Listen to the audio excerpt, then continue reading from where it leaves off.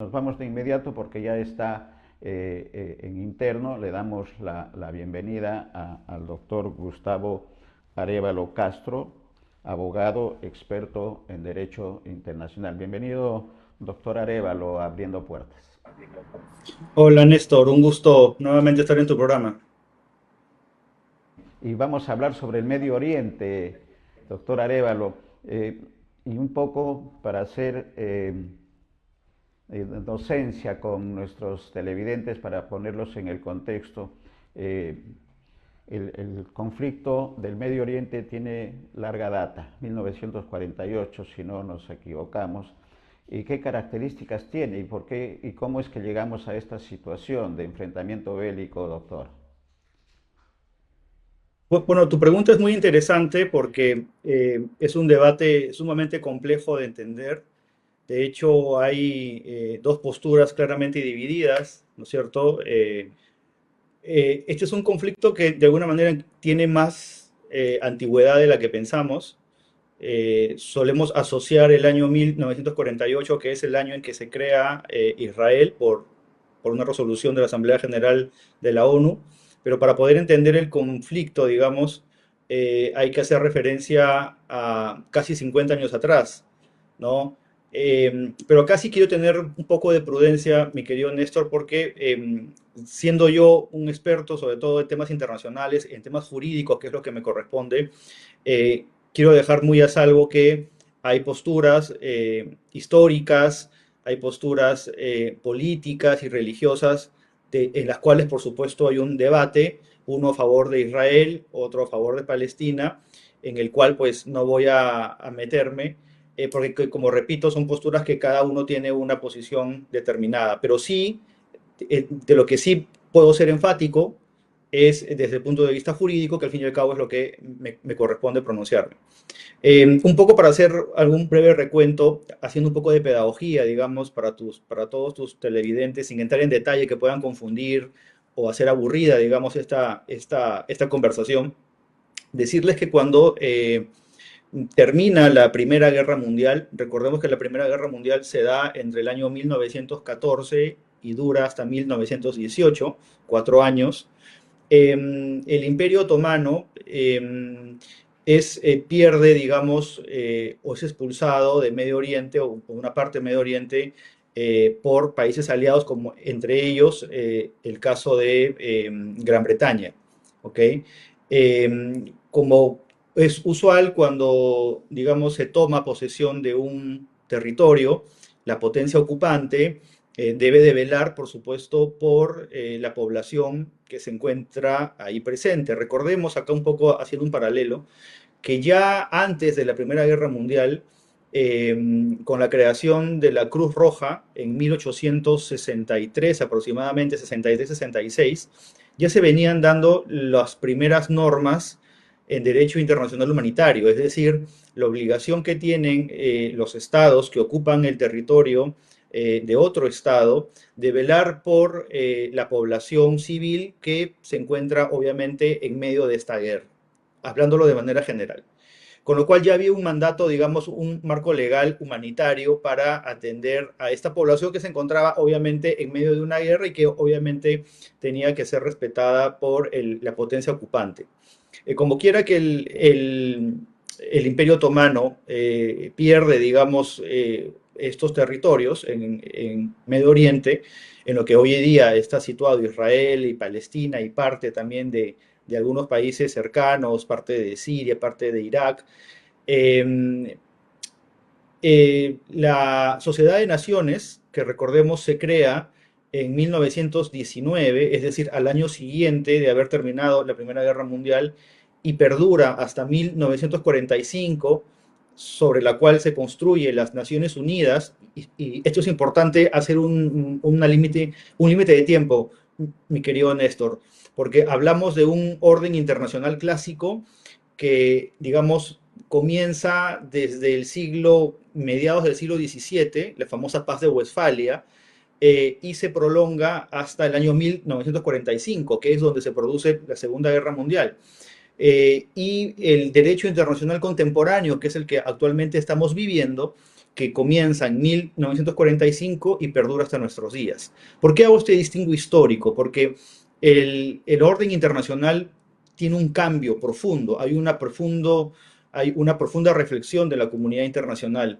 Eh, es más, a 80 años de haber terminado la Segunda Guerra Mundial, este año, como sabes, se cumplen 80 años del término de la Segunda Guerra Mundial y de la creación de las Naciones Unidas, pareciera que nos estamos enfrentando justamente a un nuevo orden mundial caracterizado por un multipolarismo. Por consiguiente, hago esa precisión para un poco ubicarnos en el tiempo. ¿Qué es lo que pasa después de la Primera Guerra Mundial? Volviendo a retomar mi relato. La Sociedad de Naciones, que ya estaba creada para esa época, le designa a la potencia ocupante, que en este caso es el Imperio Británico, digamos, la administración de parte de estos territorios que habían sido anteriormente del Imperio Otomano, ubicados en el Medio Oriente, lo que se conoce como el mandato británico sobre Palestina. ¿Ok? Acá lo que hace, digamos, el Reino Unido, el Imperio Británico, es gestionar este territorio, ¿no? Como consecuencia de la expulsión del Imperio Otomano. Pasan los años y llegamos a la Primera Guerra Mundial, perdón, a la Segunda Guerra Mundial, y en la Segunda Guerra Mundial, como sabemos, hubo una gran persecución, sobre todo a la comunidad judía por parte de la Alemania nazi. Cuando termina la Segunda Guerra Mundial y se liberan los campos de concentración, muchas personas, sobre todo judíos, quedan deambulando digamos, en Europa. De hecho, la figura del refugio, un poco haciendo un paralelo, es netamente europea, porque se genera justamente a partir de las consecuencias de haber liberado los campos de concentración y que muchas personas, entre ellos judíos, perseguidos políticos, no pueden regresar a sus estados o, en el caso de los judíos, a un estado que en estricto sentido jurídico no existía. ¿Ok? Y acá es donde comenzamos a entrar un poco a un terreno pantanoso porque, claro, hay una postura, digamos, pro-israelí que señala que Israel sí tendría una existencia histórica cuyo principal, digamos, título es justamente para ellos el Torá, que es, digamos, la Biblia para el mundo cristiano. En el caso del judaísmo es la Torá, ¿no? Reivindicando pues la existencia del Estado de Israel desde tiempos bíblicos, ¿ok?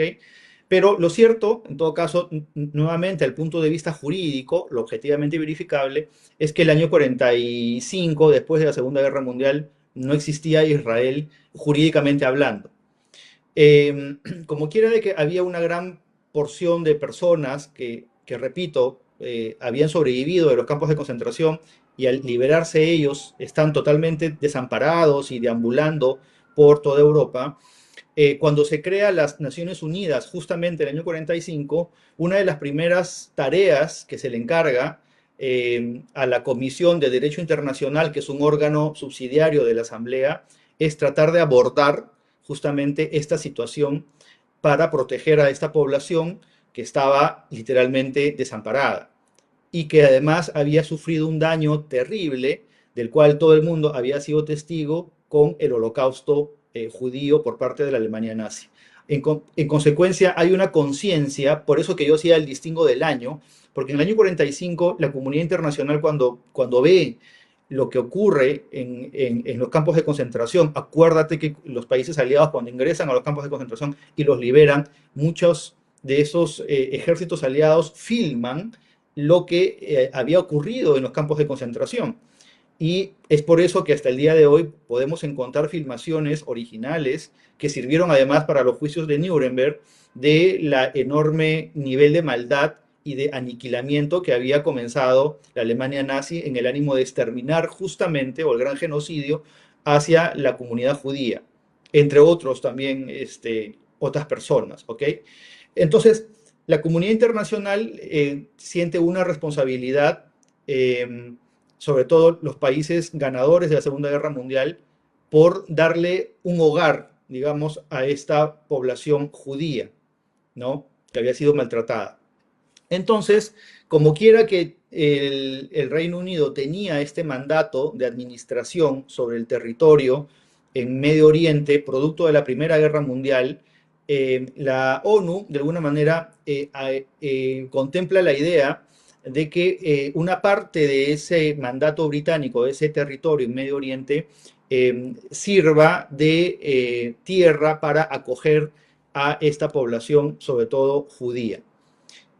Con lo cual, por un mandato de Naciones Unidas, el año 48, que es como tú bien has mencionado, se crea oficialmente el Estado de Israel. Con lo cual, jurídicamente hablando, desde el punto de vista del derecho internacional, Israel existe desde el año 1948. Eso no quita que haya una postura, por supuesto, interpretativa, sobre todo más de índole bíblico, ¿no? De atribuirle una existencia a Israel incluso mucho antes que Palestina. Pero como repito, en ese tema no me voy a meter porque es un tema altamente debatible y yo respeto, por supuesto, ambas posturas. Ahí me corresponde solamente hacer las precisiones jurídicas. Entonces, esta población judía se logra asentar, digamos, en parte del territorio del Medio Oriente, ¿no? En que se le asigna de alguna manera a esta población un país, ¿no? De tal forma, y acá también hay que hacer un paralelo, ya existía un deseo desde hace muchos años atrás de los judíos por un Estado de Israel, por la existencia de un Estado de Israel.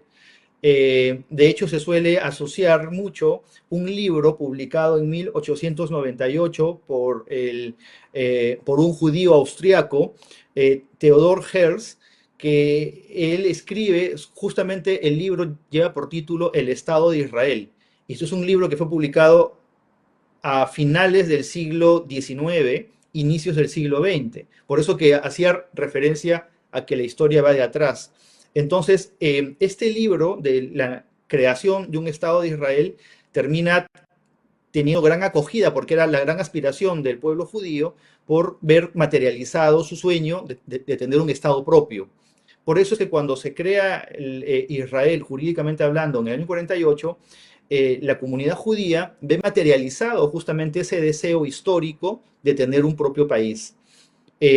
Por eso es que cuando se asientan en esta zona, hay todo un rechazo, digamos, de parte de los países vecinos, porque recordemos que acá en Medio Oriente hay en ese momento había una mayoría musulmana. Y acá estamos hablando de una religión judía, ¿no? Está el judaísmo, ¿no? Musulmán y el cristianismo. Entonces, claro, comienza a despertar un recelo por parte de algunos países vecinos, Irak, Siria, Líbano, Irán, aunque bueno, Irán mucho después, hay que decirlo, porque todavía no se había producido el régimen no había asumido el poder el régimen de los ayatolas, con lo cual fue una bienvenida poco calurosa, como puedes imaginarte, porque de alguna manera interpretaron que les habían sembrado, si me permites la expresión, una comunidad de infieles para el mundo musulmán. Y esta idea se reforzaba por el hecho de que, ¿por qué tienen que mandarnos a estas personas que han sido objeto de casi aniquilamiento por parte de Alemania? ¿Por qué tienen que, de alguna forma, los países vencedores de la Segunda Guerra Mundial solucionar su problema enviando a esta población a una región que no tuvo nada que ver con la Segunda Guerra Mundial? Es decir, para hablarlo de forma sencilla, el mundo musulmán decía, ¿por qué tenemos que hacernos cargo de una población que fue perseguida y casi exterminada, en ese caso por Alemania, y por qué mejor no se le puso un territorio en la Alemania derrotada? Porque recordemos de que Alemania queda derrotada, con lo cual la lógica era, oye, ustedes alemanes han perseguido a los judíos, han provocado la Segunda Guerra Mundial, están derrotados, lo más justo es que una parte del territorio de Alemania sirva más bien para acoger a esta población judía que ustedes de alguna manera le hicieron daño. Esa era un poco la lógica de los países del Medio Oriente que estaban recibiendo a esta población. Por la parte de las Naciones Unidas, la lógica era, no podemos ubicar a esta población en una parte del territorio del Estado que los ha perseguido y que casi casi los extermina. Cuando digo, por favor, Estado, cuando digo Alemania, hago referencia, por supuesto, a la Alemania nazi, porque no todos los alemanes compartían esa misma ideología. Pero desde un punto de vista pedagógico, la idea era, no podemos poner a esta población en una parte del territorio alemán, desgajando, digamos, territorio alemán, porque estaría muy cerca del Estado que casi los extermina. Por consiguiente, hay que utilizar el territorio que estaba bajo mandato justamente del Imperio Británico para ubicar allá a esa población. Esa fue la idea, digamos, en términos generales, ¿ok? El problema ocurre porque, claro, esta población palestina, que hay también un amplio debate de si existían o no en esta región, de alguna manera se ven con un vecino impuesto que comienza, y hay que reconocerlo con mucho mérito, a hacer productiva la tierra. Uno de los grandes méritos que tiene Israel como pueblo es haber hecho productiva la tierra.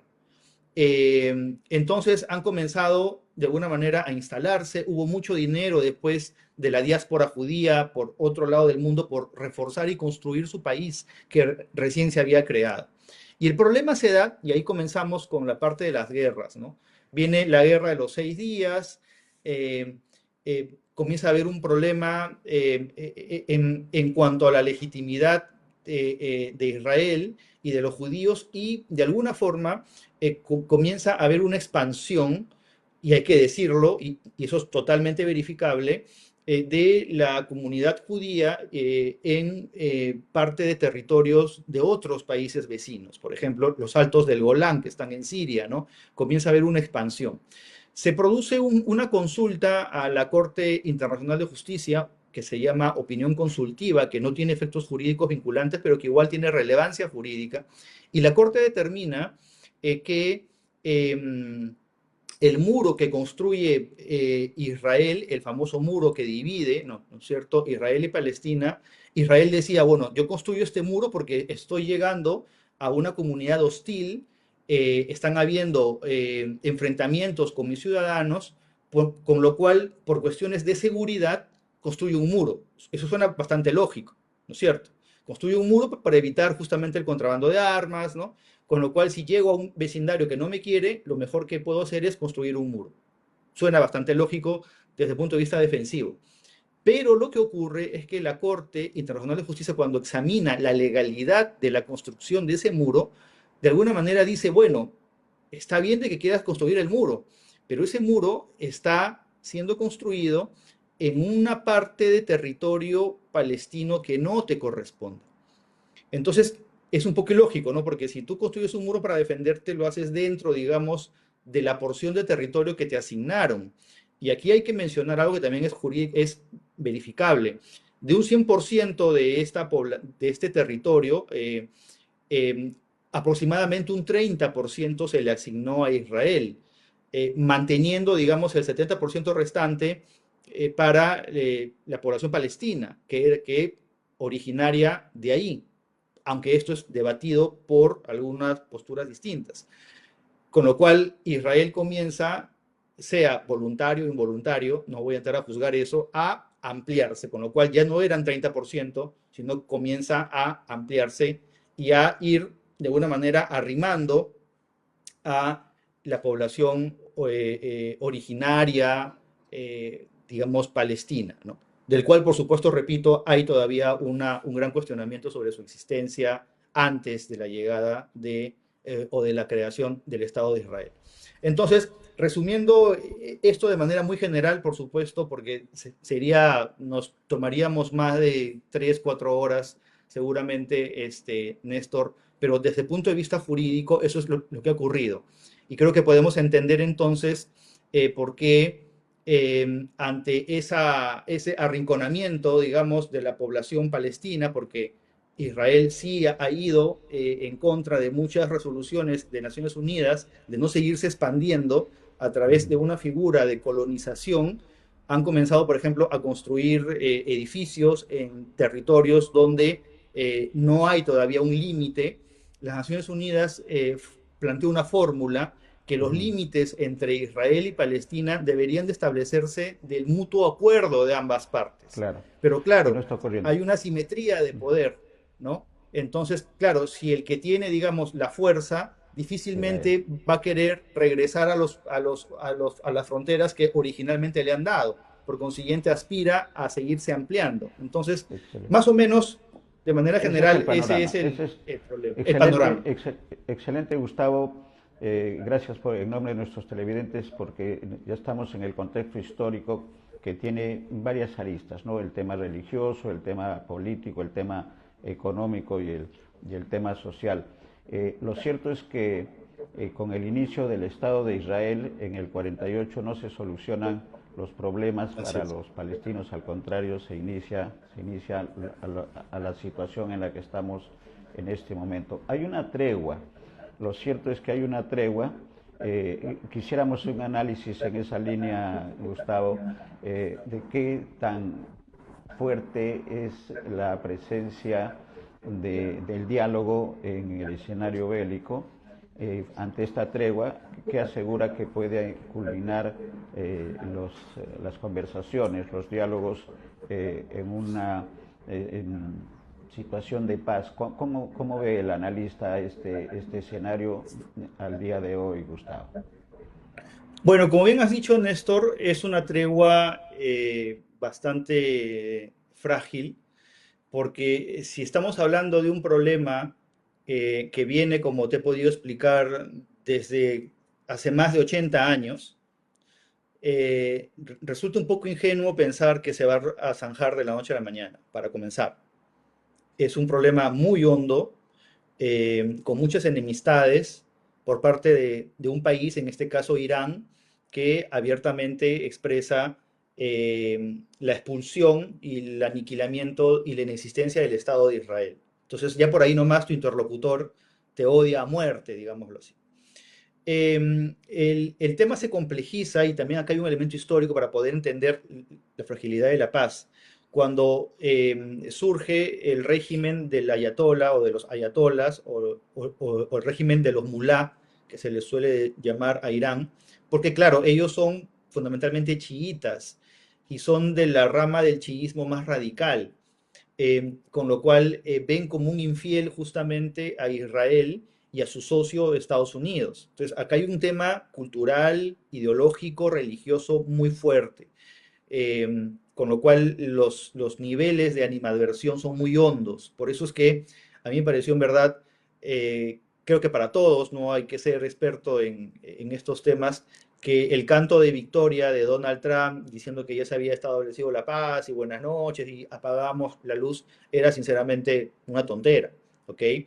Acá hay una gran discusión, porque si el objetivo político de Israel, aunque no lo diga, era, o sea, ¿cuál es la forma de poder yo como Estado de Israel asegurarme mi existencia y Ujú, mi convivencia en paz? ujú. La respuesta lógica es matando a mi enemigo desde el punto de vista militar. Por Bélico. consiguiente, Ujú. el objetivo real de Israel para lograr una victoria al 100% desde mi punto de vista era aniquilar al régimen del ayatollah, cambiar, hacer un cambio de régimen, porque esa es la única garantía que tiene Israel para existir. Si no ha logrado ese objetivo, nada le asegura a Israel, y ahí viene el tema de la paz, que más adelante Irán siga con sus planes de hacerse de una bomba nuclear. Porque los tratados al final, mi querido Néstor, se pueden incumplir. O sea, ¿cuántas veces en la historia hemos visto tratados que se incumplen? Yo cuando veía este triunfalismo de Donald Trump, hacía memoria, y tú te acordarás de esta famosa política del apaciguamiento que fue encarnada por el primer ministro Neville Chamberlain cuando regresó casi triunfante un año antes que se produzca la Segunda Guerra Mundial por haber pactado con Hitler, ¿no? Y regresó cargado en hombros porque había logrado pactar la paz con Alemania y que eventualmente, dada la inminencia de la Segunda Guerra Mundial, no iban a ser atacados los británicos. algo que el primer ministro, bueno, Winston Churchill, que en ese momento no era el primer ministro, con la astucia que lo caracterizaba de un hombre curtido en las guerras, eh, dijo que lo estaban aplaudiendo porque había traído un papel mojado, un papel. Y al final terminó siendo cierto, porque lo que se pactó en nada quedó. Y ya sabemos lo que ocurrió después, los nazis hasta invadieron Londres. Entonces, ¿a qué hago yo con este recuerdo?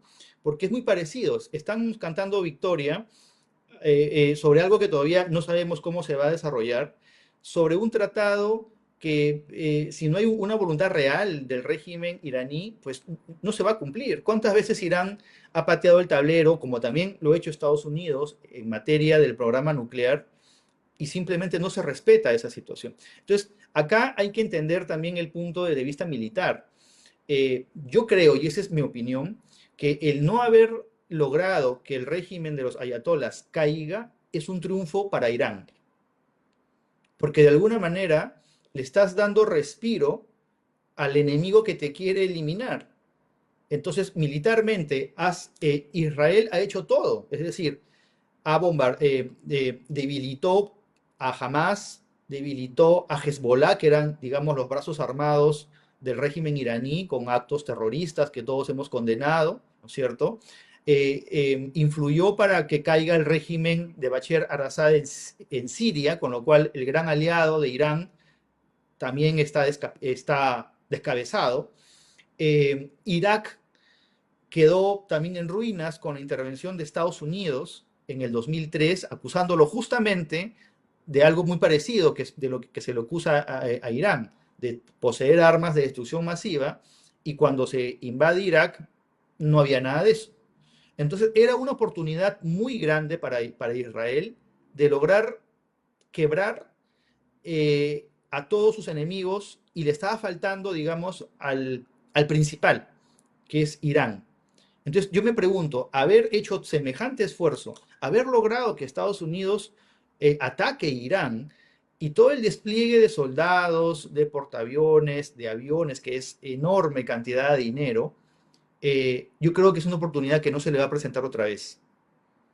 Por eso creo yo que al final, para mí era clave el que o desaparezca el régimen de los ayatolás y se establezca un régimen de gobierno un poco más maduro al que terminó ocurriendo en Irak, y ahí el gran temor de Estados Unidos. Estados Unidos lo que no quiere es cometer el error que cometió George Bush hijo, de meterte en Irak, descabezar al régimen y hacer que más bien proliferase el terrorismo. De ahí nació el Estado Al-Qaeda y después el Estado Islámico, porque derrotó al ejército de Saddam Hussein, que se disolvió y empezaron a hacer movimientos terroristas. Aparte de lo enormemente impopular que sería para Estados Unidos, para el presidente Donald Trump, porque una de sus políticas o promesas de campaña fue justamente no arrastrar a Estados Unidos a una guerra. Pero también, de otro lado, el enorme lobby económico que recibe el gobierno de Donald Trump en la campaña por parte de, digamos, de miembros de la comunidad judía. El esposo de su hija es judío y tiene una gran cantidad de dinero. Entonces, estamos en una situación muy delicada, pero como repito, Ricardo. hay que analizar todos estos elementos. Correcto, y está muy bien ponernos en todo el contexto. Lo cierto es que ya Estados Unidos está participando con el ataque que hizo a Irán en el conflicto, los terceros que están ingresando. Y vemos también, que queremos la opinión ahí, la apreciación de los comunicadores, que las Naciones Unidas, la ONU, no está cumpliendo su papel. Entonces se está cuestionando la presencia y la presencia de obligar a buscar un diálogo y a la paz por parte de las Naciones Unidas.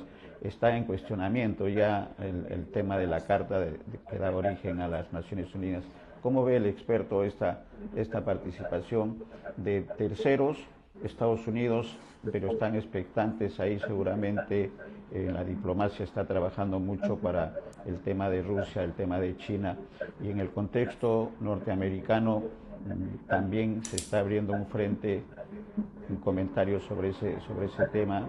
Hablamos Sí, de las Naciones Unidas, Gustavo, pero también hablamos Sí, de la Néstor. Organización de Estados Americanos, que está Bien. la última acción de Trump que resulta inaceptable, pero que en términos diplomáticos tiene una lectura. ¿Cuál es la opinión del experto en estos dos escenarios, Naciones Unidas y Mira, Corea? Mm, ok. Respecto de las Naciones Unidas, para los que nos dedicamos al derecho internacional sobre todo, y ahí me gusta hacer ese distingo por respeto a los foros y a los fueros que no son de uno. Una cosa es política internacional y otra cosa es derecho internacional, a pesar que ambas disciplinas están interrelacionadas. Pero para poder entender la realidad internacional necesitamos aquilatar la importancia del respeto por el derecho, justamente, porque sin el derecho no hay nada. Y yo siempre en mis clases en la Universidad de Lima, en la Facultad de Derecho, cuando hacemos el curso, siempre llamo a una reflexión que es bastante lógica. El derecho, mi querido Néstor, no es más que una invención humana para limitar nuestras libertades naturales a fin de lograr un equilibrio y una convivencia pacífica, ¿no? Si yo, no sé, si estuviésemos en la época de las cavernas, pues, y me gusta una computadora tuya, simplemente porque soy más fuerte que tú, me la llevo y punto. El hecho de saber que va a haber una sanción por ese acto de querer apropiarme de algo que no es mío, de alguna manera actúa como una mano invisible que me limita en mi accionar. ¿Por qué hago esta reflexión tan básica? Porque claro, después de la Segunda Guerra Mundial, con la creación de la ONU, el mundo, la comunidad internacional, se dio cuenta que a pesar de las diferencias, habían unos principios fundamentales que debemos de respetar para poder vivir en paz. Y uno de esos principios fundamentales es el principio de soberanía, es decir, respetarse territorialmente hablando, el principio de no injerencia y el principio, sobre todo, de no uso de la fuerza o de la amenaza y el principio de solución pacífica de controversias. Estos principios han sido son los pilares fundamentales que hace que el sistema funcione. Entonces, ¿por qué digo esto? Porque claro, hoy día estamos viendo un uso de la fuerza y un desplazamiento y un desprecio total por el derecho. El derecho internacional que está fundamentalmente recogido en la Carta de Naciones Unidas y todos los tratados que se han ido creando. Pero claro, resulta cuestionable que estas potencias vencedoras de la Segunda Guerra Mundial, a quienes los países les delegaron la responsabilidad de mantener la paz mundial, se hayan convertido curiosamente en aquellos que están dinamitando la paz mundial. Es decir, al policía que le hemos investido de poder para que garantice la paz interna, él está actuando como una suerte de delincuente. Entonces, eh, Rusia ha invadido a Ucrania, tendrá sus motivos, eso puede ser otro tema de discusión, porque hay que también entender, es cierto que se le suele decir Rusia es el atacante y el agresor, lo cual es cierto, pero hay que analizar las causas de por qué se produce esa situación. Primera potencia comprometida, Estados Unidos, ni qué decir, está vulnerando tratados de libre comercio con la imposición unilateral de aranceles, no tiene empacho el presidente Trump de decir quiero anexionarme Groenlandia por las buenas o por las malas, ha logrado una influencia enorme en Panamá para de alguna manera recuperar la influencia de Estados Unidos en el control del canal de Panamá, atentando contra la soberanía de un país.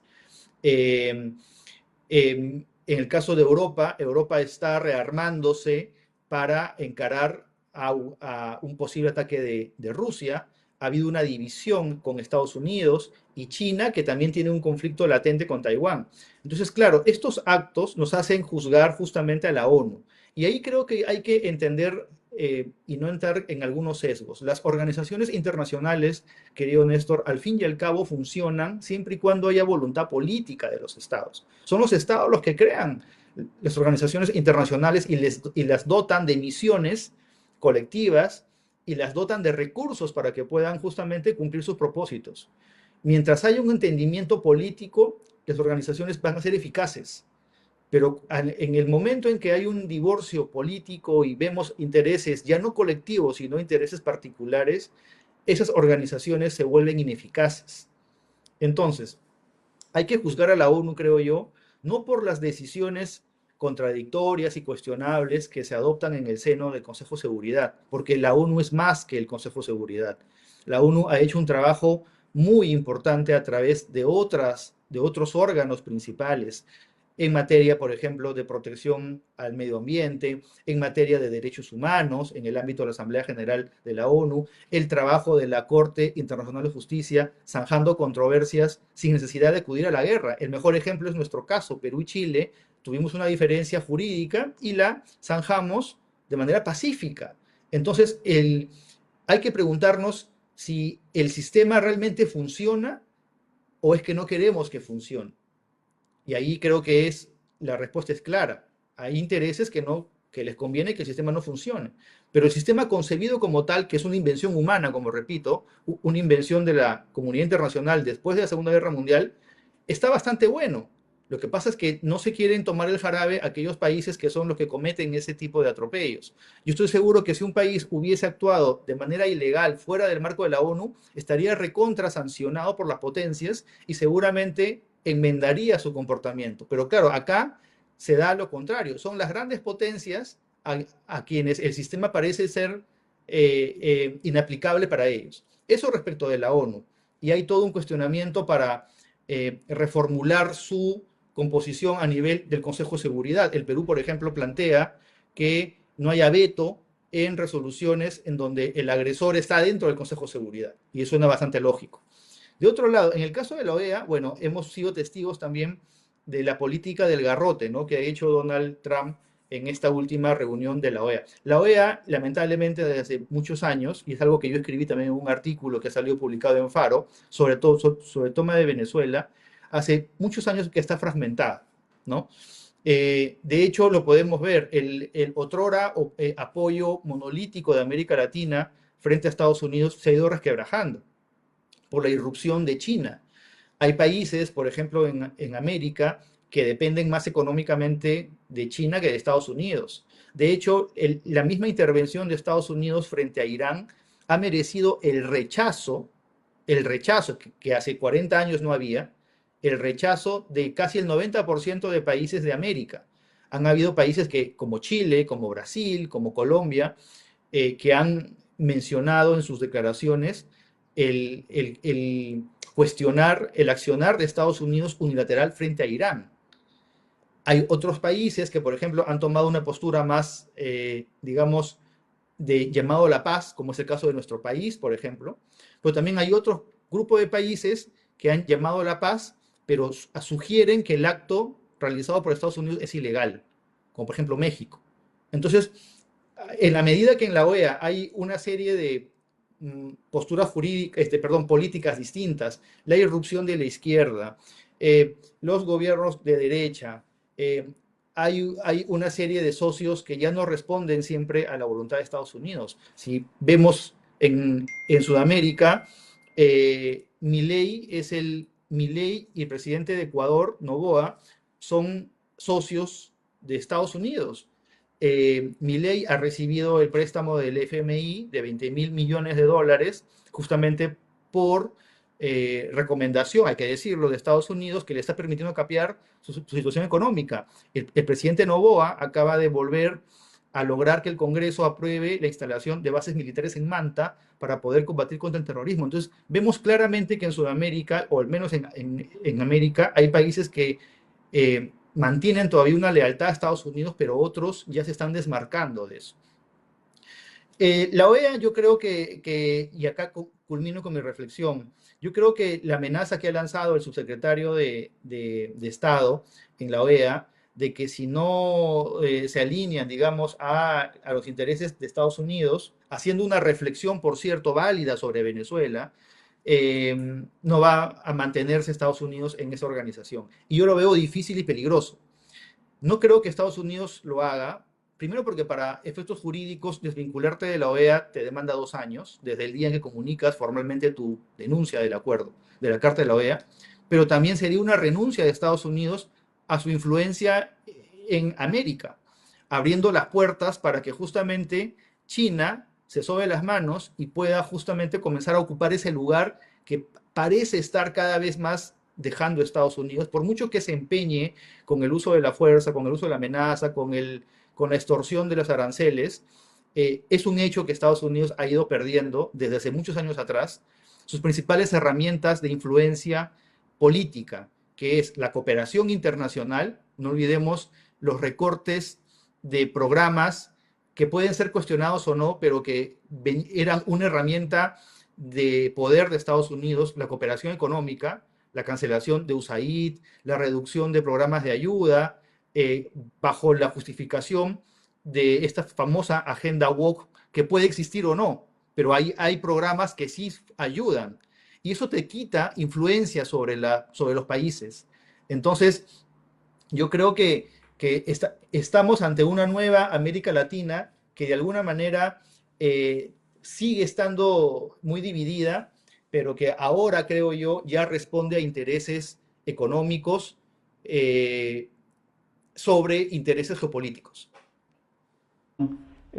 Política y diplomática totalmente diferente, ¿no? A hace 20 años atrás y creo que eso para América y para los pueblos de América puede ser positivo. Lo cierto, creo, Gustavo, es que tanto las Naciones Unidas como la OEA están en una situación en este momento bastante difícil, con el postulado que todo el mundo conoce y que lo ha reafirmado de que los tratados no sirven, no se cumplen.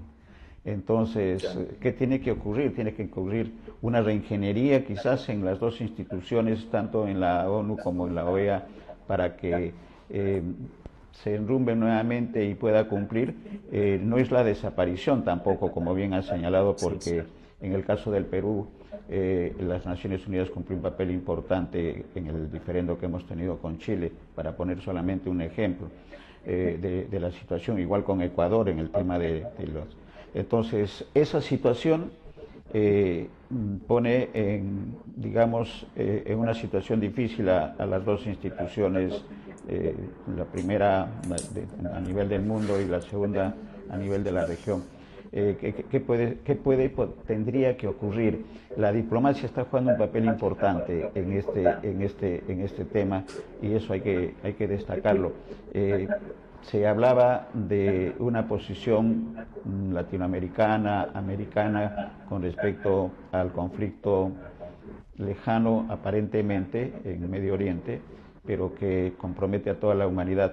Pero ahora ya tenemos la segunda piedra en el zapato, que es el tema de la amenaza, que el comentario, Gustavo, es una amenaza, es una prepotencia más, porque finalmente dejaría, como bien dices, la cancha abierta para la presencia que ya es evidente de China. Así que estas semanas que vienen van a ser complicadas, ¿no?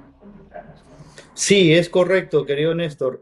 Yo creo que también esto hay que analizarlo un poco desde la perspectiva de la personalidad de Donald Trump.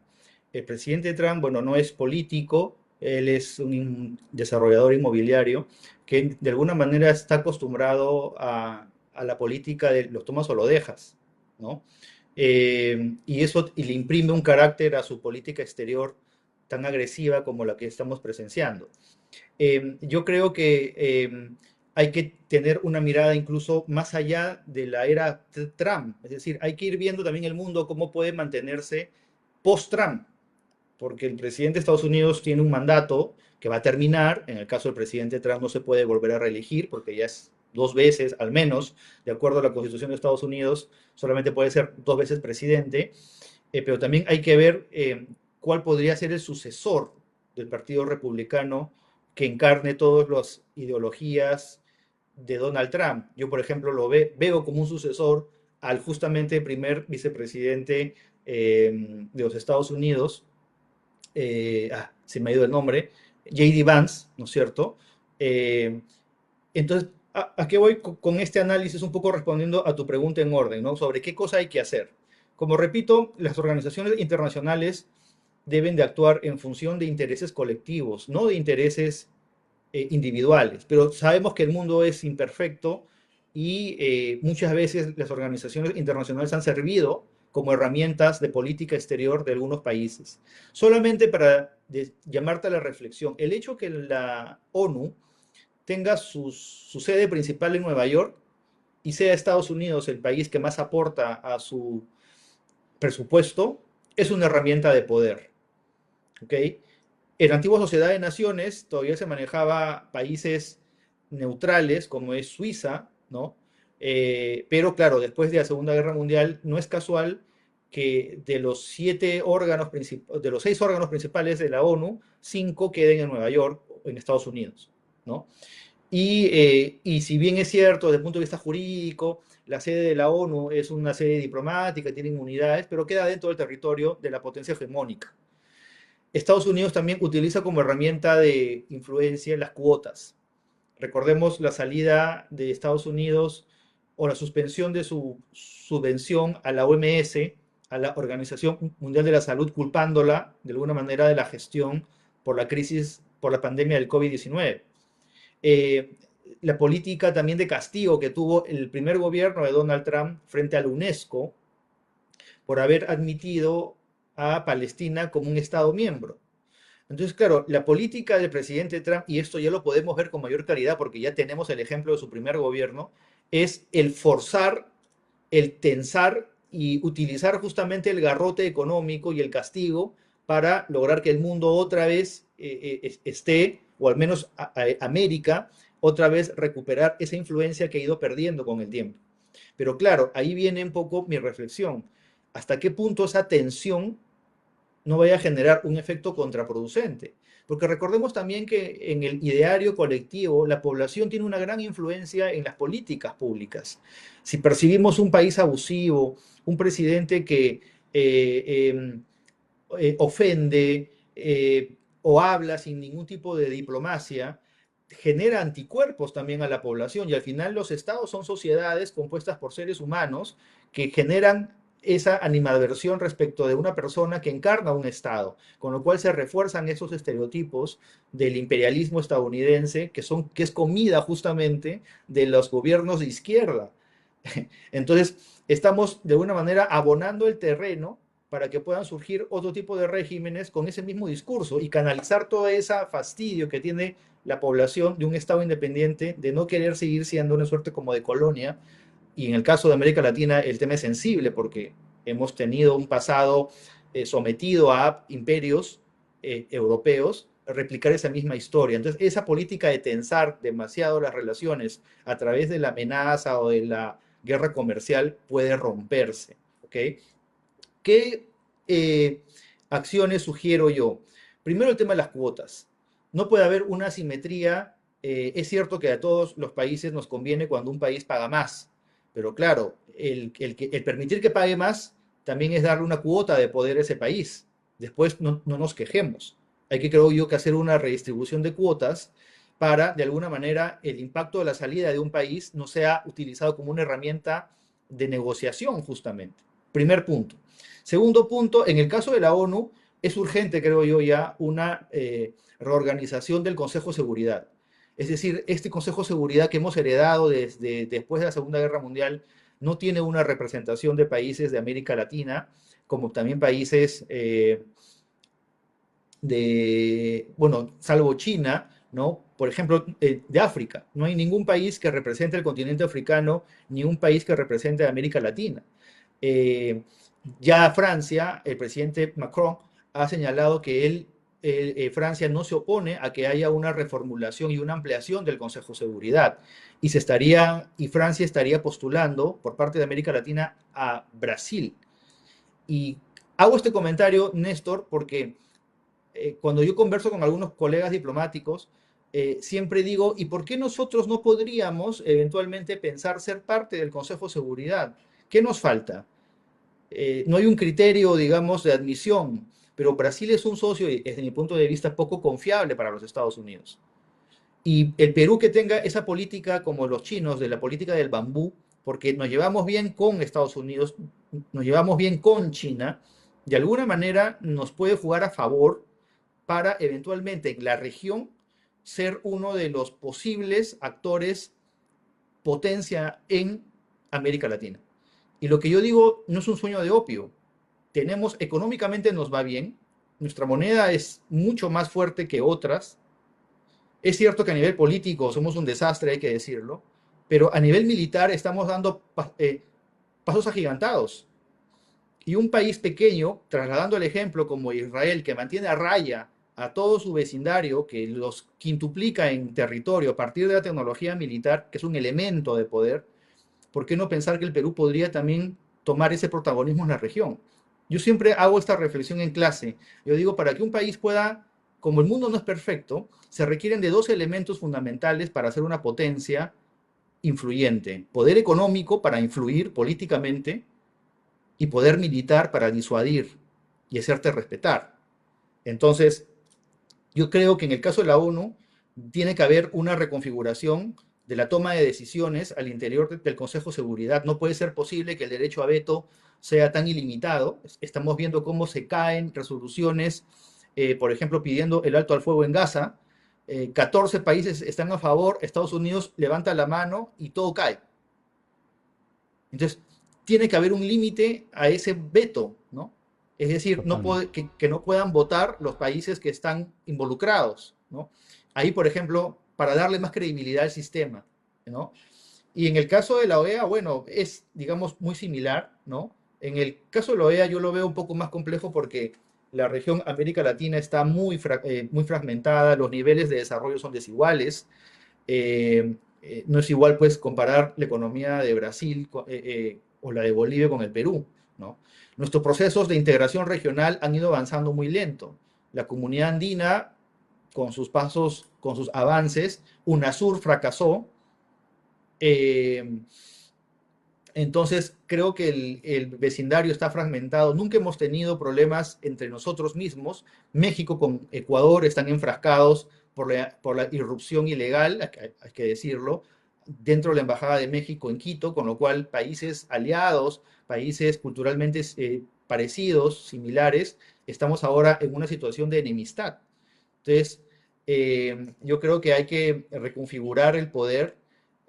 Las cuotas me parece importante, quitar ese elemento de presión porque un país paga más que el otro, eh, y la toma de decisiones, ¿no? Y hacer una agenda, creo que ahí va a tener mucho trabajo el nuevo secretario general de la OEA, de hacer una agenda que una más que distancie, concentrarnos en aquellas cuestiones que son de interés común, por ejemplo, los temas vinculados al medio ambiente. América Latina es un bloque monolítico, como lo fuimos hace 80 años con la tesis de las 200 millas que hablábamos en el pasado programa, cuando el Perú y Chile y Ecuador salieron en defensa de la explotación racional de los recursos naturales, toda América estaba unida, ¿no?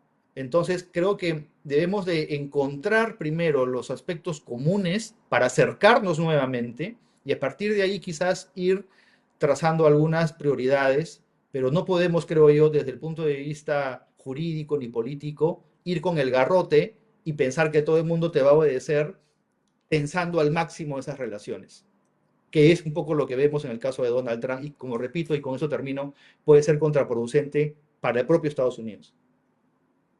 Lo cierto, gracias Gustavo por toda esta explicación. Lo cierto que en el tema del Consejo de Seguridad del Perú, como bien señalas, tiene las posibilidades y los méritos como para poder asumir por todas las el detalle que se ha dado en el tema. Va a depender de la diplomacia y la diplomacia peruana a nivel internacional tiene un prestigio ganado. El tema Ajá. es en la interna, la decisión política y estamos Ese justo sería, Néstor, en un si me proceso. permites, un gran tema de Sí, discusión.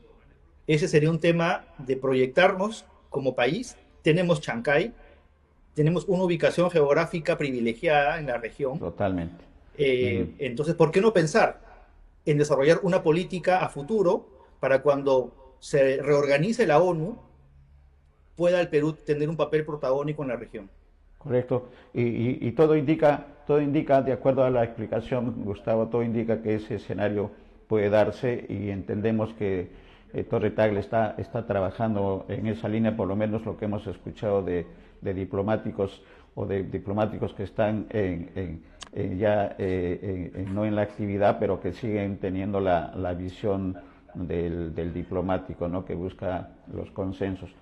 Va a quedar, ha tenido que ser necesariamente extensa esta primera entrevista, Gustavo, por las razones que están en juego para los intereses de todos los ciudadanos del mundo, pero va a quedar en agenda, creo, el tratamiento de Trump, Donald Trump, la comunidad latinoamericana, la comunidad hispana en Estados Unidos, ya no le dicen Donald Trump, sino qué trumpadas nos espera a los migrantes sudamericanos especialmente, cuál es el futuro. Creo que ese es un tema, y otro tema que también es necesario. La distancia ya en los temas bélicos no es lejana para nosotros, y me refiero a tratar el tema, Gustavo, del conflicto de Rusia con Ucrania, que también es importante en el tema de seguridad del mundo, de la estabilidad del mundo. Esos dos temas lo dejamos en agenda y esperemos que el próximo lunes podamos tocar uno de los dos. Me parece que el tema de Donald Trump es el más urgente, por lo que estamos cerca, la vecindad, y va a depender de los tiempos del docente universitario, del experto en los temas internacionales. Gustavo, gracias por la oportunidad de que nuestros televidentes puedan conocer en detalle lo que está ocurriendo en el mundo, y este tema del Medio Oriente preocupa a toda la humanidad. Gracias a ti, Néstor, por la oportunidad. Lamento si es que mi espíritu pedagógico me ha empleado demasiado. No, está bien, pero perfectamente. Creo que, No, al nuevamente contrario. destaco, Al contrario. nuevamente destaco la labor que haces, porque en un contexto de guerra, como yo siempre suelo decir, en la guerra la primera víctima es la verdad. Y sí, pues, hay que justamente hacer el esfuerzo de informarnos bien, de manera objetiva, para tener una opinión neutral y una opinión verdaderamente sesuda sobre lo que está ocurriendo en el mundo. Lamentablemente las guerras también arrastran guerras de desinformación, y la población necesita tener un conocimiento objetivo y no apasionado, y creo que la labor que estás haciendo es muy loable. Nos Y un quedamos gusto, por supuesto, colaborar con siempre. las dos B, ¿no? La verdad y la vida que están en juego en estos tiempos. Gracias, Gustavo. Gracias, Veremos Néstor. la próxima reunión. Un abrazo. Claro que sí. Un abrazo. Cuídate. Un abrazo. Buen día.